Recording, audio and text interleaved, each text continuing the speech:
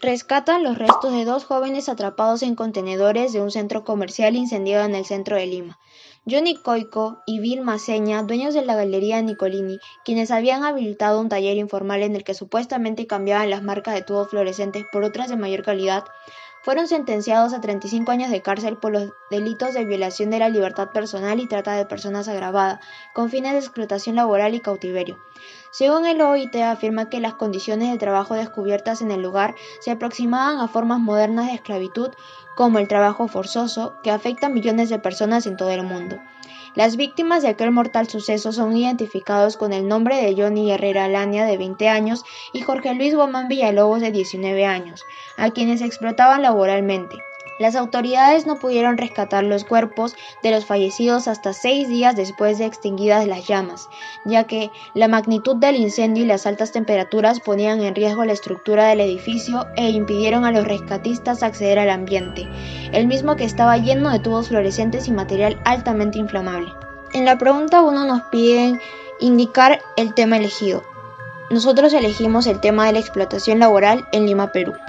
En la pregunta 2 nos piden describir objetivamente el caso o situación en relación con la ética y ciudadanía, identificando claramente el problema, explicar por qué el caso escogido es un conflicto ético ciudadano.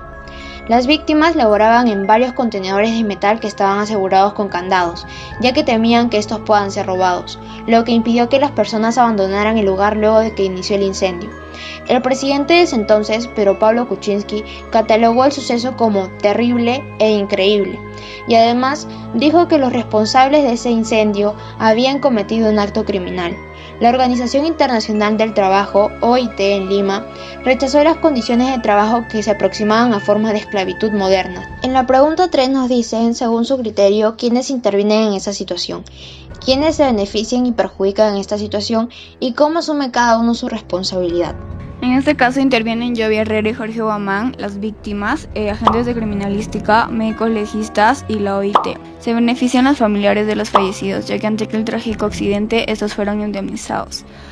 Los que se perjudican son los trabajadores en general, ya que trabajaban en condiciones que no eran óptimas, y los trabajadores de la Galería Nicolini, Jorge Villalobos y Jovi Herrera, que fueron las principales víctimas a causa del incendio, el cual terminó en la muerte de ambos. Perjudica también a los familiares de la víctima por la pérdida de un ser querido y asimismo a los bomberos, ya que 3 fueron rescatados con signos de asfixia al evacuar personas poniendo en riesgo su vida. Los dueños de la Galería Nicolini debían de asumir su responsabilidad al implementar las medidas necesarias para evitar contingencias y fatalidades como aquel incendio, asimismo erradicar todo tipo de prácticas que deterioren los derechos de los trabajadores. Johnny Coico y Vilma Seña asumieron su responsabilidad recibiendo una condena de prisión de 35 y 32 años respectivamente, al ser hallado culpable de los delitos de violación de la libertad personal, trata de personas agravada con fines de explotación y esclavitud con consecuente muerte. Los empleadores deberían de garantizar el establecimiento de los medios y condiciones que protejan la vida, la salud y el bienestar de los trabajadores. La responsabilidad del Estado peruano es erradicar todas las formas de esclavitud contemporánea, a la vez garantizar condiciones de trabajo dignas. En la pregunta 4 nos piden escribir una definición de ciudadanía, vista en clase y con el material del curso. Elegimos una del autor Fernando Savater, que sale en el Diccionario del Ciudadano sin Miedo a Saber, que es la siguiente. Todos somos distintos y diferentes, pero la igualdad es la construcción de un sentido de convivencia, sentido de comunidad. La ciudadanía moderna, democrática, pluralista, es la forma de organización social de los iguales y no de los idénticos.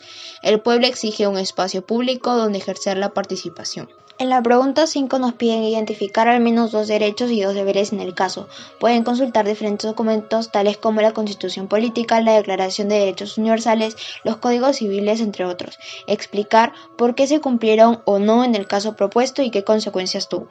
Si hablamos de derechos y deberes, en el artículo 22 indica que toda persona tiene derecho a la seguridad y a derechos económicos. Sin embargo, los dueños de la Galería Nicolini no lo cumplieron, ya que no contaban con las condiciones adecuadas para la protección de la vida, salud y bienestar de los trabajadores al laborar. Asimismo, en el artículo 23 dice que toda persona tiene derecho sin discriminación alguna a igual salario por trabajo igual. El empleador no cumplió el artículo, ya que Jorge Guamán y Jovi Herrera trabajaban todos los días de la semana sin remuneración justa, con menos de 20 soles, sin seguro social, pero sobre todo sin condiciones mínimas indispensables que garanticen su seguridad frente a acontecimientos como el accidente de las Malvinas. Artículo 2. 2.15. Toda persona tiene derecho a trabajar libremente con sujeción a la ley. 2.24b. Toda persona tiene derecho a la libertad y a la seguridad personales. No se permite de forma alguna restricción de la libertad personal, salvo en los casos previstos por la ley. Están prohibidas la esclavitud, la servidumbre y la trata de seres humanos en cualquiera de sus formas. Según el artículo 2.15 y 2.24b, todo trabajador tiene derecho a trabajar libremente sin esclavitud. A pesar de ello, los empleadores no tomaron en cuenta y encerraron con candado a los trabajadores durante toda la jornada. Artículo 24. El trabajador tiene derecho a una remuneración equitativa y suficiente que procura para él y su familia el bienestar material y espiritual. El pago de remuneración y de los beneficios sociales del trabajador tiene prioridad sobre cualquier otra obligación del empleado. El trabajador tiene derecho a una remuneración equitativa y suficiente. Sin embargo, Jorge Guamán y Jovi Herrera apenas le pagaban 100 soles semanales. Es decir, al día solo le remuneraban 14 soles como máximo, viéndose claramente que no les pagaban lo suficiente como para trabajar de lunes a domingo. Artículo 25.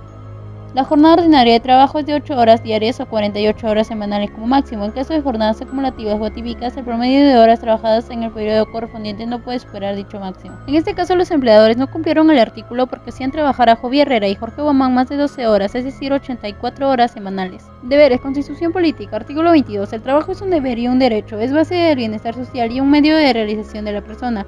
El trabajo es un rol básico central ya que le permite la satisfacción de necesidades económicas y psicosociales. En el caso de los trabajadores de la galería, cumplieron sus deberes trabajando en el establecimiento a pesar de las condiciones en las que se encontraban. En la pregunta 6 nos dicen lo siguiente: de acuerdo con lo estudiado sobre el pluralismo en el caso, ¿creen ustedes que se respetó este principio en los hechos del caso? ¿Por qué? ¿Hubo tolerancia y diálogo? Sustente su respuesta. Bien, creemos en que cada individuo tiene un punto de vista u opinión y se merece respeto y consideración. Pero ojo, como dijo Cortina, no todas son igualmente respetables. Existen dos tipos de personas, las radicales y las flexibles. Las que son del primer tipo solo toman en cuenta un único punto de vista, mientras que las que son del segundo tipo abarcan todas las perspectivas posibles y son más comprensibles. Sin embargo, debemos tomar en cuenta al mínimo ético o lo justo. Las personas compartimos unos mínimos morales, los cuales son fundamentales para la convivencia humana. Lo que quiero decir es que lo justo es exigible, y en este caso lo justo era que se hiciera justicia, porque los muchachos no merecían morir de esa manera. Además, era intolerable que los jóvenes fueran sometidos a formas de esclavitud modernas, pues los dueños de la empresa vulneraban los derechos de estos mancebos y es más, los quebrantaban. Ahora, si nos vamos a la Constitución Política, en el título 1, capítulo 1, artículo 1-CPP, este nos indica que la defensa de la persona humana y el respeto de su dignidad son el fin supremo de la sociedad. Lo que hacía la empresa era aprovecharse de su mal momento económico para así obligarlos a realizar trabajos ilegales y perjudiciales para su salud. Pregunta 7. En el caso de que los protagonistas sean los dueños y los trabajadores, no hubo ningún respeto. Para uno tener una relación central se necesita compromisos y confianza. Si hubiera ocurrido una actitud respetuosa, la confianza no hubiera faltado, ya que es un recurso fundamental de la comunidad. Véase también que los grupos humanos han sobrevivido gracias a su capacidad de formar lazos. Hubieran tenido libertades y también una democracia comunicativa. Nunca hubieran tenido que trabajar en ese lugar que no cumplía con sus necesidades básicas del humano. Bueno, en la pregunta 8 nos indica si se puede apreciar algún gesto de solidaridad en los protagonistas del caso. De acuerdo con lo aprendido en clase, fundamenten su respuesta y expliquen su influencia en el desarrollo de los acontecimientos. De acuerdo al indagado, sí se presenta un gesto de solidaridad por parte de los bomberos, ya que luego del auxilio impuesto por estos jóvenes, alrededor de 900 bomberos involucrados acudieron al lugar para socorrer a estos mancebos. ¿Hasta dónde puede llegar la solidaridad de estos hombres que arriesgan su propia vida por una causa noble, que creen en una sociedad donde todos deberíamos poder disfrutar de los mismos derechos, en el cual el crecimiento de unos no debería poner en peligro el bienestar de otros? En definitiva, si nos enfocamos en este caso, nos podemos dar cuenta que se vulneraron los derechos de estos jóvenes, ya que trabajaban en zonas expuestas de altos riesgos, y una práctica confirmada por personas que laboraban allí no era extraña. Los trabajadores quedaban bajo llave durante horas, al punto que tenían que orinar en botellas. Solo se les abría la puerta para salir a almorzar y terminaba su jornada laboral.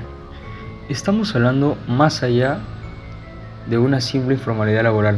Conocemos el tipo penal, se llama esclavitud, y hay otras formas de explotación y se aplica para el que obliga a trabajar a una persona en condiciones infrahumanas. La reduce o la mantiene en dichas condiciones y el agravante es cuando se produce la muerte de la víctima.